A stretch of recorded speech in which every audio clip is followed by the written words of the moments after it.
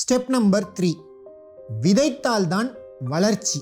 என்ன விதைக்கணும்னு கேட்டால், என்ன விதை போடுறோமோ அந்த மரம் தானே வளரும். பணமும் அப்படிதான். நீங்கள் ஈஸியாக புரிஞ்சுக்கணுன்ட்டு உங்கள் செல்வத்தை, உங்கள் பணத்தை மணி ட்ரீன்னு சொல்கிறோம். ஸோ பணம் மணி ட்ரீன்னு வச்சுக்கலாம். பணன்ற மரத்தை பார்க்கும்போது மக்கள் எப்பயுமே குறை சொல்கிறாங்க. இந்த பழம் குட்டியாக இருக்குது, இது கசக்குது, இலை காஞ்சி போயிடுச்சு. இதெல்லாம் பார்க்கறதுக்கே ரொம்ப வேடிக்கையாக இருக்குது. நீங்கள் ஆரஞ்சு விதையை விதைச்சிட்டு மரம் வளர்ந்ததும் எனக்கு ஆரஞ்சு பழம் பிடிக்கல, எனக்கு ஆப்பிள் பழம் தான் வேணும், இந்த மரம் ஆப்பிள் தரலை, அதனால் இந்த மரம் எனக்கு பிடிக்கல, இப்படி தான் சொல்கிறீங்க. ஆப்பிள் வேணும்னா ஆப்பிள் சீடை தானே விதைச்சிருக்கணும். ஏன்டா ஆரஞ்சு சீடை போட்டேன்னா அதெல்லாம் எனக்கு தெரியாது, எனக்கு இது பிடிக்கல, எனக்கு ஆப்பிள் தான் வேணும். கேட்குறதுக்கே சிரிப்பாக இல்லை? பட் உண்மை என்னன்னா, பணம்னு வர்றப்ப நானும் இப்படி தான் இருந்தேன். சான்சஸ் ஆர் நீங்களும் இப்படி தான் இருந்திருப்பீங்க, இல்லை இருக்கலாம். ஒரு விஷயம் நல்லா புரிஞ்சுக்கோங்க. ஒரு அருமையான சென்டென்ஸ் இருக்கு, எழுதி கூட வச்சுக்கோங்க. Prosper where you planted. விதையை விதைச்சி ப்ராப்பராக வளர்த்தாதான் செழிப்பாக வளரும். இது மணிக்கும் பொருந்தும். புதுசாக ஏதாவது வந்தால் ரொம்ப ஈஸியாக ஜம்ப் ஆகிடுறோம். ஆனால் நம்ம இப்போ செஞ்சிட்டு இருக்கோமே, அதுலேயே ஏகப்பட்ட இன்கம் பொட்டன்ஷியல் இருக்குது. ஒரே ஒரு கேள்வி கேட்டால் போதும், எப்படின்னா இதை இன்னும் பெட்டராக செய்யறது. ஆனால் இதை யாருமே கேட்கறது இல்லை. ரொம்ப ரொம்ப சீக்கிரமாக கிவ் அப் பண்ணிடுறோம். கிவ் அப் பண்ணிட்டோன்னு தெரியாமல் கூட கிவ் அப் பண்ணிடுறோம். உண்மையாலுமே நீங்கள் செய்யறது ஒரு மொக்க விஷயம்னா தப்பு இல்லை.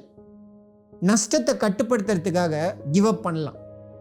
But most of the time நீங்கள் செய்யறதுல இன்கம் பொட்டன்ஷியல் நிறையாவே இருக்குது, அதை பார்க்காமையே போயிடுறீங்க. ஒரு ஆரஞ்சை புழிஞ்சு ஜூஸ் எடுக்கிறீங்க, ஜூஸ் கொஞ்சோண்டு தான் வருது, ஏன் ரொம்ப கொஞ்சோண்டு தான் வந்ததுன்ட்டு போயிடுறீங்க. பட் கையில் வச்சிருக்கிற அந்த ஆரஞ்சை பார்க்க மறந்துடுறீங்க, அதில் இன்னும் நிறையா ஜூஸ் இருக்குது, அதை புழிய மறந்துட்டீங்க. இன்னும் ஃபோர்ஸாக புழிஞ்சிருந்தா இன்னும் நிறையா ஜூஸ் கிடச்சிருக்கும். ஆனால் ஒரு சில டைம் எனக்கு ஆரஞ்சு ஜூஸே வேணான்னு போயிடுறாங்க. விதைக்கணும். உங்களுக்கு ராபர்ட் கியோசாகியோட rich dad poor dad book தெரியுமா? அவரோட கேஷ் ஃப்ளோ குவாட்ரண்ட் புக் தெரியுமா? அதில் employee, self employed, business owner, இன்வெஸ்டர்னு ஒரு கான்செப்ட் சொல்லியிருப்பார். நான் ராபர்ட் கியோசாகியோட ஒர்க்குக்கு பெரிய ஃபேன். இன்ஃபேக்ட் அவரோட இந்த கான்செப்ட் தான் என்னையும் நான் மணியை பார்க்குற விதத்தையும் மாற்றுச்சு. பட் அதில் நான் ஒரு சில ஃபிலாசபிஸை அக்ரி பண்ணிக்க மாட்டேன். எனக்கு டிஃப்ரெண்ட் ஒப்பீனியன் இருக்குது. எல்லாமே அனுபவத்தில் வந்தது. இது சரியாக இருக்கலாம், இல்லை தப்பாகவும் இருக்கலாம். காரணம் சரி தப்புன்னு எதுவுமே கிடையாது. பணம் வர்றப்போ உங்களுக்கு எது ஒர்க் ஆகுதோ அதை தான் பார்க்கணும், அதுதான் முக்கியம். எனக்கு ஏற்ற மாதிரி ஒரு சில கான்செப்டை மாற்றிக்கிட்டேன்.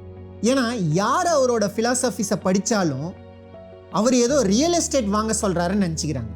நேராக இப்போ என்ன ஏதுன்னு தெரியாமல் ரியல் எஸ்டேட் வாங்க ஸ்டார்ட் பண்ணிடுறாங்க. ஆனால் உண்மையாக ராபர்ட் உங்களை ரியல் எஸ்டேட் வாங்க சொல்லலை. இதுதான் பிரச்சனை. என்ன மெசேஜ்னா, உங்களை அசெட் வாங்க சொல்கிறாரு. கண்டிப்பாக one of the asset real estate தான், நான் இல்லைன்னு சொல்லலை. பட் ஆனால் ஒன்லி அசெட் கிடையாது. பொதுவாகவே உங்ககிட்ட என்ன அசெட் இருக்குன்னு கேட்டால் மோஸ்ட் ஆஃப் த பீப்புள் சொந்த வீடு இருக்கான்னு கேட்குறோன்னு நினச்சிக்கிறாங்க. பட் சொந்த வீடு உண்மையாக அசெட் கிடையாது, அது ஒரு லையபிலிட்டி. எதெல்லாம் உங்களுக்கு இன்கம் தருதோ, எந்த அசெட் உங்களுக்கு கேஷ் ஃப்ளோ தருதோ அதுதான் ஆக்சுவல் அசெட். இதே அந்த வீடை வாடகைக்கு விட்டால் அது அசெட். அந்த வீட்டில் நீங்கள் குடி போயிட்டீங்கன்னா அது லையபிலிட்டி. பிகாஸ் அந்த வீடு செலவு தான் வைக்கும். அவர் சிம்பிளாக புரியணுன்றதுக்காக அப்படியே சொல்லிட்டு போயிட்டார். தப்பு இல்லை, அது மாஸ் பீப்புளுக்காக எழுதப்பட்ட புக், கிளாஸ் பீப்புளுக்கு கிடையாது. அதனால தான் அப்படி இருக்குது. உண்மையாக அந்த புக்கு எல்லாருக்குமே புரியணுன்றதுக்காக கிரியேட் பண்ணுது. தானே முன் வந்து மில்லியனரான 53% ஆஃப் செல்ஃப் மேட் மில்லியனர்ஸ் எல்லாருமே ரிச் ஆகிறதுக்கு முன்னாடியே ரிச் ஆகணுன்ட்டு வெறியோடு சுற்றிட்டு இருந்தாங்க. எப்பயுமே ரிச் ஆகிறதுக்கு முன்னாடியே ரிச் ஆகிறத பற்றி தான் யோசிச்சுட்டு இருந்தாங்க. அவங்கள பொறுத்த வரைக்கும் ரிச் ஆகிறதுனா ஆனால் நல்லா இருக்கும், ஆகலான்னு நினைக்கிறேன், இப்படிலாம் கிடையாது. கண்டிப்பாக ஆயே தீரணும்.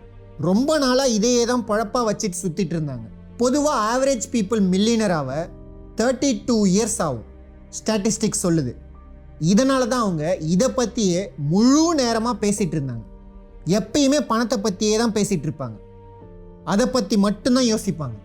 நான் அதை பற்றி மட்டும்தான் பேசணும், அதுக்காக தான் வேலை செய்யணும்லாம் சொல்லலை. நோட் பண்ணிக்கோங்க. அதுக்கு முக்கியத்துவம் தரணும், ப்ரையாரிட்டைஸ் பண்ணணும். முக்கியமாக ரிச் ஆகணும்னு முடிவு பண்ணதுக்கு அப்புறம் இதை கண்டிப்பாக செய்யணும். ப்ரையாரிட்டைஸ் பண்ணியே ஆகணும். அதுக்கு அர்த்தம் இந்த ஜேர்னியில் உங்களோட ஃப்ரீ டைமை நீங்கள் சாக்ரிஃபைஸ் பண்ணணும். சக்ஸஸ் ஆகிட்டா எல்லாமே பண்ணலாம். பெரிய மேன்ஷன் ரெண்ட்டுக்கு எடுத்து மிகப்பெரிய பார்ட்டி கூட பண்ணலாம். எல்லா சந்தோஷமும் கிடைக்கும், கவலையே வேணாம். இன்னொன்று சொல்கிறேன், வாழ்க்கையில் எதுவுமே தப்பு கிடையாது. எதை வேணா செய், ஆனால் சக்ஸஸ் ஆகிட்டு செய். சக்ஸஸ் ஆகும்போதே செய்யக்கூடாது, இல்லை சக்ஸஸ் ஆகிறதுக்கு முன்னாடியே செய்யக்கூடாது. தயவு செஞ்சு இதெல்லாம் அனுபவப்பட்டு தான் தெரிஞ்சுப்பன்னு நிற்காதீங்க. அதான் நான் அனுபவப்பட்டுட்டு தானே சொல்கிறேன். பணம் சீக்கிரமாக சம்பாதிக்க ஒரே ஷார்ட்கட் அடுத்தவங்க மிஸ்டேக்ஸில் இருந்து கற்றுக்கிறது மட்டும்தான். சக்ஸஸ்க்கு என்ன தேவையோ அதை செய்யுங்க. கம்ஃபர்டபுளாக இல்லைனாலும் செய்யுங்க. ப்ரையாரிட்டியாக வச்சுக்கோங்க. சாம் அப்படின்னா இது கெட் ரிச் குயிக் ஸ்கீமான்னு கேட்கலாம். அப்படி ஏதாவது இருந்துராதான்ட்டு நம்புங்க. Better hope it is. காரணம், கெட் ரிச் ஸ்லோ எல்லாமே ரொம்ப ஸ்லோவாக இருக்குது. 30-40 வருஷம் நல்லது தான், அதுக்கு நான் அகெயின்ஸ்டாலாம் கிடையாது. அதுவும் முக்கியம்.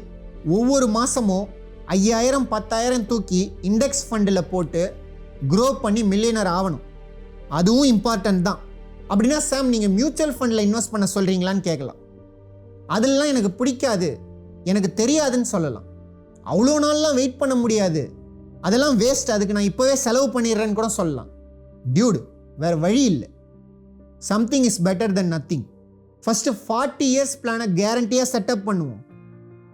அதை பண்ணிவிட்டு அதுக்கப்புறம் 5 to 10 இயர் பிளானில் ஒர்க் பண்ணுவோம். எனக்கு 30 இயர்ஸ் பிளான்லாம் வேணாம், 20 நாளில் ஏதாவது கோடீஸ்வரன் ஆகலான்னு சொன்னாக்கா இதெல்லாம் வேலைக்கு ஆகாது கண்ணா. ஃபஸ்ட்டு 30 வருஷத்தை ஸ்ட்ராங்காக செட்டப் பண்ணுவோம். காரணம், நீங்கள் கண்டிப்பாக கேரண்டியாக வின் பண்ணணும்னு எனக்கு ஆசை. ஒரு சில தௌசண்ட்ஸை மாதம் இன்வெஸ்ட் பண்ணால் போதும். இது எல்லாருமே செய்யலாம். இல்லை அவ்வளோ காசுலாம் என்கிட்ட இல்லைனா, டியூட் அப்புறம் ஏன் டியூட் இங்கே இருக்கீங்க, போய் வேலையை பாருங்கள் டியூட். அப்படி அந்த ஃபண்டை மாதம் ஒதுக்கி அதில் இன்வெஸ்ட் பண்ணணும். அதை தொடவே கூடாது, மறந்துடணும். ரெகுலராக இன்வெஸ்ட் பண்ணணும். காம்பவுண்ட் இன்ட்ரெஸ்ட் தன்னால் வேலை செய்யும். ஞாபகம் இருக்கா, வாரன் பஃபெட் சொல்லியிருக்காரு, எல்லாருமே சொல்லியிருக்காங்க. அவருடைய சக்ஸஸ்க்கு காரணம் காம்பவுண்ட் இன்ட்ரெஸ்ட் மட்டும்தான். இதுதான் கேரண்டியாக வின் ஆகிறதுக்கான வழி.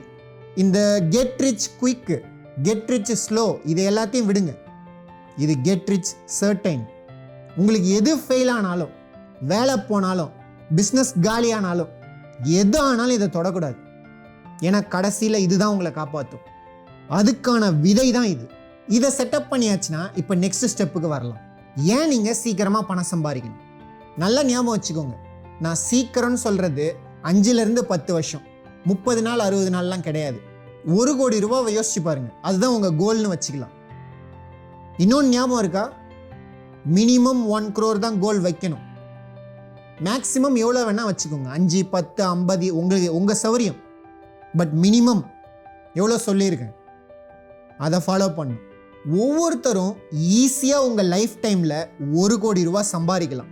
நான் ஒன்றும் சும்மா மோட்டிவேட் பண்ணுறதுக்கெலாம் பேசலை, ஸ்ட்ராங் டேட்டா இருக்குது. வருஷத்துக்கு 2.5 lakhs சம்பாதிக்கிறீங்கன்னு வச்சுக்கலாம். 40 இயர்ஸில் நீங்கள் 1 கோடி ரூபா சம்பாதிச்சிருப்பீங்க. நம்ம எல்லாருமே இதை செய்யலாம். நீங்கள் யாராக வேணால் இருக்கலாம். இங்கே பிரச்சனை 1 கோடி ரூபாய் கிடையாது, அதை எவ்வளோ சீக்கிரமாக சம்பாதிக்கிறோன்றது தான். எவ்வளோன்றது பிரச்சனை இல்லை, எப்பயுமே பிரச்சனை இல்லை, எவ்வளோ சீக்கிரன்றது தான் பிரச்சனை. அதுதான் ரொம்ப முக்கியமும் கூட. என்னை பொறுத்த வரைக்கும் ஒருத்தவன் 40 வருஷத்துக்கு பதில் ஒரே வருஷத்தில் 1 கோடி சம்பாதிக்கிறான்னா அவன் நார்மல் பர்சனை விட 12 மடங்கு பெரிய பணக்காரன். நான் எக்ஸ்போனென்ஷியல் டேர்ம்ஸில் சொல்கிறேன். இதே ஒருத்தவன் மாதத்துக்கே 1 கோடி சம்பாதிக்கிறான்னா அவங்க 40 வருஷமாக 1 கோடி சம்பாதிக்கிறவனை விட 480 மடங்கு ரிச். அவ்வளோலாம் சம்பாதிக்க முடியுமான்னு கேட்காதீங்க. நம்ம ஊரில் ஒரு நாளைக்கே 1 கோடி ரூபா ரெவன்யூ எடுக்கிற கம்பெனிலாம் இருக்குது. அவங்களும் உங்களை மாதிரி என்ன மாதிரி சாதாரணமாக இருந்து வந்தவங்க தான். ஸோ அந்த கேள்விலாம் இங்கே கேட்கக்கூடாது. ஸோ இதிலேருந்து என்ன தெரியுது, செல்வம்ன்றது பணத்தை வச்சு மெஷர் பண்ணுறது கிடையாது, டைமை வச்சு மெஷர் பண்ணுறது தான். எல்லாரும் ஏதோ பணத்தை வச்சு மெஷர் பண்ணுறதுன்னு நினச்சிக்கிறாங்க. பட் உண்மையில் டைம் தான் மெஷர்மெண்ட். நம்ம சம்பாதிக்கலன்னு சொல்லக்கூடாது, நம்ம ஃபாஸ்ட்டாக சம்பாதிக்கலன்னு சொல்லணும். காரணம் ரெண்டுமே 1 கோடி தான். யார் வேகமாக சம்பாதிக்கிறாங்களோ அவங்க தான் சீக்கிரமாக பணக்காரன் ஆகிறான். நான் என்ன பேசுகிறேன்றது புரியாமல் சாம் இது கெட் ரிச் குயிக் ஸ்கீமான்னு கேட்டால் நம்பி தொலைங்க. இதுனாவது கெட் ரிச் குயிக் ஸ்கீமாக இருந்துட்டு போகுது. Hope it is. வேறு எந்த பிளானும் ஒர்க் அவுட் ஆகலை.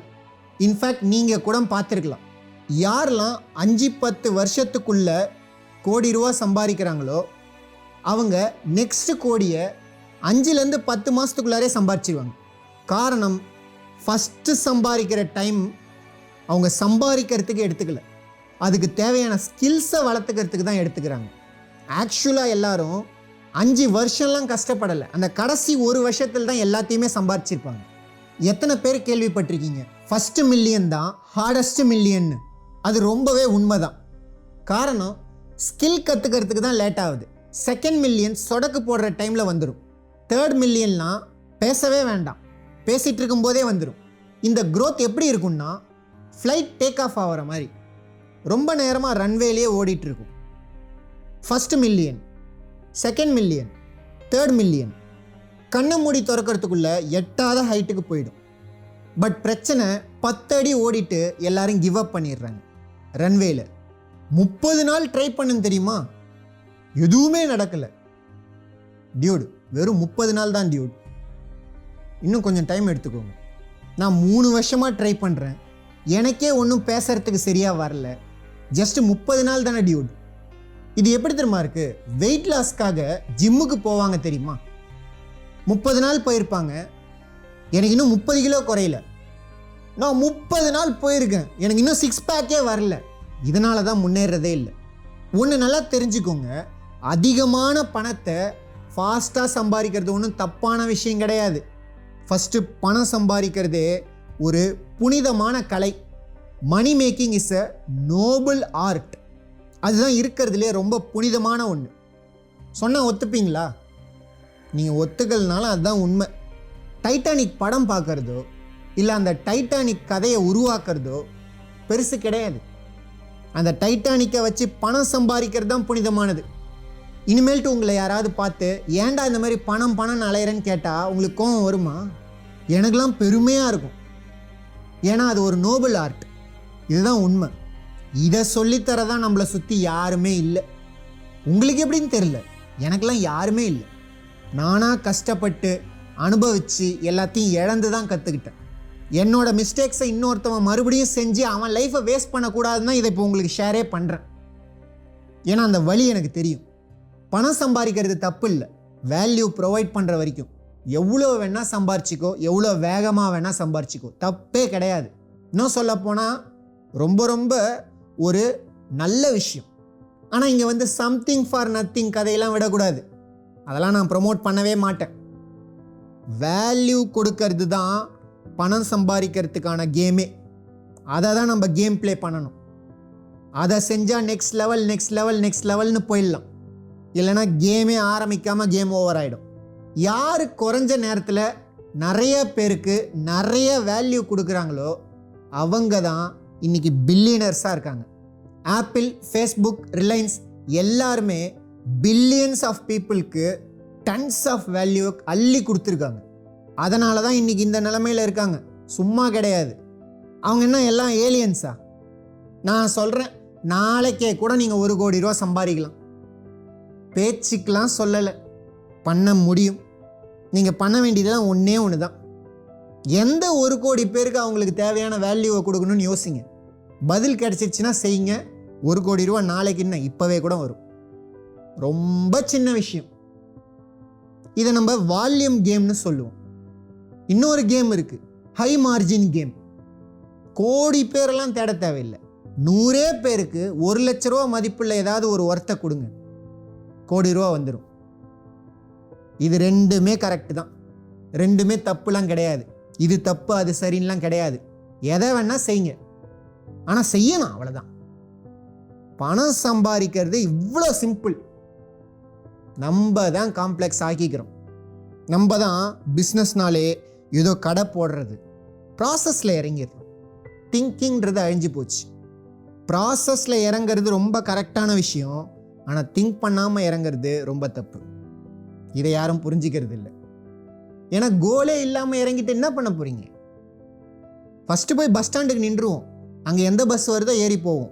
ஏறி போய் என்ன அப்படியே போகிறதா? ஒரு புதையல் இருக்குன்னு வச்சுப்போம், அந்த புதையலை தேடி நீங்களும் நானும் போகிறோம். அதுக்கான மேப் நம்ம கையில் இருக்குது. போகிறதுக்கு முன்னாடி ஃபஸ்ட்டு என்ன செய்யணும்?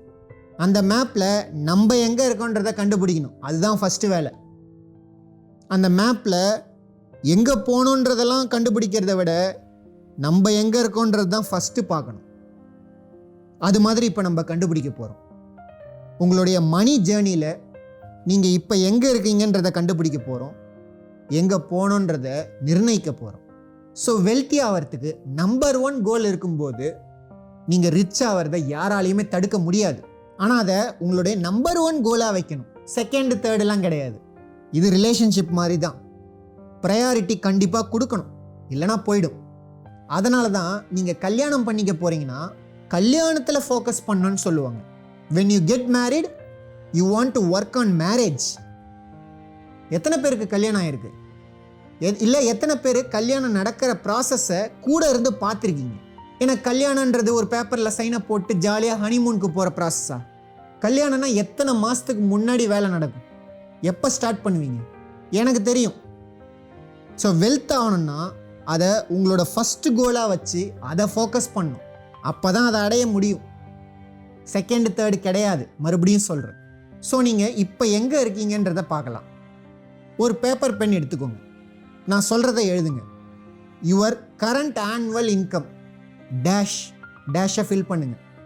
என்னவா வேணா இருந்துட்டு போகுது, அதை போடுங்க. Your current net worth dash. Sam நெட்ஒர்த்னா எனக்கு என்னன்னு தெரியல. எவ்வளோ அசெட் வச்சுருக்கீங்க, எவ்வளோ இன்கம் வருது, அதிலேருந்து உங்களுடைய எக்ஸ்பென்ஸை மைனஸ் பண்ணுங்கள், அதுதான் நெட்ஒர்த்.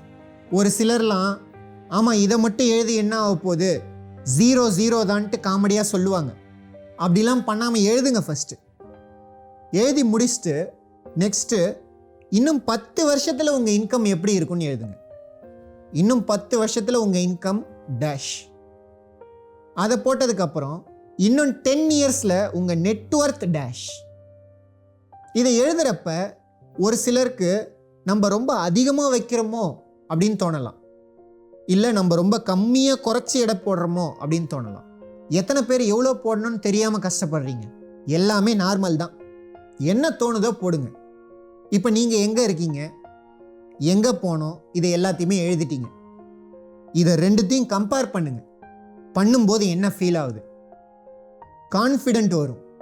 கோல் செட் பண்ணிட்டாலே தன்னால் வழி கிடைக்கும். சும்மா நான் பேசுறது நல்லா இருக்குன்றதுக்காக தான் கேட்குறேன், இதெல்லாம் ஸ்கிப் பண்ணிடலாம் சாம்னு சொல்கிறீங்கன்னா தயவு செஞ்சு இந்த வீடியோவை விட்டு போயிடுங்க. Action takers are money makers. அப்புறம் என் ஸ்டைலில் சொல்ல வேண்டியது வரும், யூ ப்ரோக். இன்ஃபேக்ட் 1000 கோடி சம்பாதிக்கிற ஒரு சிஇஓ கூட அப்படி இருக்க மாட்டார். நான் சொல்கிறதுல என்ன நல்லது இருக்குன்றதை தான் பார்ப்பார். நான் இல்லை, யார் சொன்னாலும் அவருக்கு தேவையானதை சொல்லும்போது அதை கேட்பாங்க. அதனால தான் அவங்க அங்கே இருக்காங்க. நான் இப்போ சொல்லி கொடுத்ததை எல்லாத்தையும் டெம்பரவரியாக மறந்துட்டு நான் சொல்கிறத யோசிச்சு பாருங்கள். நார்மலான ஒருத்தவங்க கிட்ட போய் 10 வருஷத்தில் நீங்கள் என்னவாகணும், 10 வருஷத்தில் உங்கள் இன்கம் எப்படி இருக்கும், உங்கள் நெட்ஒர்த் என்னவா இருக்குன்றதை கேட்டால் பதில் தெரியாமல் முழிப்பாங்க. அதை ஃபீல் பண்ணி பாருங்கள், உங்களுக்கே புரியும். அதை பார்த்தீங்கன்னா நீங்கள் கண்டிப்பாக சாதிச்சிருவீங்கன்ற ஒரு கான்ஃபிடென்ட்டே பயங்கரமாக வந்துடும். ஏன்னா அவங்களுக்கு எந்த ஐடியாவுமே இருக்காது. ஆனால் ஏன் எனக்கு எதுவுமே கிடைக்க மாட்டேங்குதுன்ட்டு மண்டையை பிச்சுப்பாங்க. நான் கேட்குறேன், உங்களுக்கு தெரியாத ஒன்றா நீங்கள் எப்படி மாற முடியும்? இது ரொம்ப அறிவுபூர்வமான விஷயம். அறிவு இருக்கிறவனுக்கு புரியும். இன்னும் தெளிவாகவே கேட்குறேன், உங்களுக்கு புரியாத ஒன்றை எப்படி அடைய முடியும்? புது லாங்குவேஜ் கற்றுக்கிற மாதிரி தான். பணத்துக்கும் லாங்குவேஜ் இருக்குது. அதை கற்றுக்காமல் பணம்லாம் சம்பாதிக்க முடியாது. ஏதாவது மொழி தெரியாத ஒரு ஊரில் ஏதோ ஒரு கடைக்குள்ளே போயிட்டீங்கன்னா பாத்ரூம் எங்கே இருக்குது, எக்ஸிட் எங்கே இருக்குன்னு தெரியாமல் முழிப்பீங்க பார்த்தீங்களா? அப்படி தான் இருக்கும் லைஃப். மணி லாங்குவேஜை கற்றுக்கணும். நிறைய வார்த்தை இருக்குது. Appreciation, depreciation, return on investment, இப்படி நிறையா இருக்குது. எல்லாத்தையும் ஒன்று ஒன்றா கற்றுக்கணும். ஒரு நல்ல ஹெவியான லாங் டேர்ம் ஃபைனான்ஷியல் கோல் வச்சுக்கிறது ரொம்ப ரொம்ப நல்ல விஷயம். ஆனால் உங்ககிட்ட ஒரே ஒரு இன்கம் ஸ்ட்ரீம் தான் இருக்குது, அதுவும் உங்கள் லைஃப் ஸ்டைலை மெயின்டைன் பண்ணிக்கிறதுக்கே சரியாயிடுதுன்னா அச்சீவ் பண்ணவே முடியாது வெல்த்தெல்லாம். இதனால தான் நீங்கள் எங்கே இருக்கீங்கன்றதை தெரிஞ்சுக்கணும். நல்ல வேளை தெரிஞ்சுக்கிட்டீங்க, எங்கே போகணுன்றதையும் தெரிஞ்சுக்கணும். அதையும் தெரிஞ்சுக்கிட்டாச்சு. ஃபஸ்ட் என்ன பண்ணணும்? சேஃப்டி நெட், 30 இயர்ஸ் பிளான், அடுத்தது 5 இயர்ஸ் பிளான். முக்கியமாக ஸ்கில்லை வளர்த்துங்க. ஏன்னா ஸ்கில்ஸ் தான் பேஸ் த பில், அதில் மாற்று கருத்தே இல்லை. பிஸ்னஸ் மேனாக இருக்கட்டும், எம்ப்ளாயியாக இருக்கட்டும். சரி, 10 இயர்ஸ் நம்பர் எழுத சொன்னனே, ஏன் அந்த நம்பர் எழுதுறதுக்கு உங்களுக்கு கஷ்டமாக இருக்குன்னா, காரணம் நீங்கள் நெக்ஸ்ட்டு 10 இயர்ஸில் எப்படி இருப்பீங்கன்ட்டு கரண்ட் இன்கம்மை வச்சு பார்க்குறீங்க. கொஞ்சம் யோசிச்சு பாருங்கள், 10 வருஷத்துக்கு முன்னாடி நீங்கள் எப்படி இருந்தீங்கன்ட்டு. 10 வருஷத்துக்கு முன்னாடி நீங்கள் இன்றைக்கி இப்போ இருக்கிற நிலமையில தான் இருப்பேன்னு சொல்லியிருந்தால் நம்பியிருப்பீங்களா? ஃபஸ்ட்டு சிலருக்கு அவங்களோட சிங்கிள் இன்கம் அவங்களோட லைஃப் ஸ்டைலை மெயின்டைன் பண்ணுறதுக்கே சரியாக இருக்கும். அவங்க எல்லாமே ரேட் ரேஸில் ஓடிட்டுருப்பாங்க. அது ட்ரெட்மில்லில் மராத்தான் ஓடுறதுக்கு சமம். எங்கேயுமே போக முடியாது. அடுத்தடுத்த ஸ்டேஜ்லாம் யோசித்து பார்த்தீங்கன்னா ரொம்ப காமெடியாக இருக்கும். ஐயோ பணம் பத்தலை, செலவு அதிகமாக ஆகுது, அதனால் 2வது ஜாபுக்கு போகலாம், இன்னொரு ட்ரெட்மில்லில் வாங்கி வை. இப்போ இதில் ஒரு கால் அதில் ஒரு கால், ஹோலி ஷிட், ஹோலி ஷிட் ஓட வேண்டியது தான். அடுத்தது, நான் காலையில் வேலை செய்கிறேன், ஈவினிங்கில் வேலை செய்கிறேன், வீக்கெண்டு செய்யலை, பணம் பத்தலை, 3வது ஒரு ட்ரெட்மில்லை வாங்கி போடு, ஹோலி காட் ஓட வேண்டியது தான். இங்கேயும் அங்கேயும் தாவிக்கிட்டு என்ன பண்ணணும்னு யோசிக்கிறதே கிடையாது. ஸோ விதையை விதைச்சாதான் வளர முடியும்.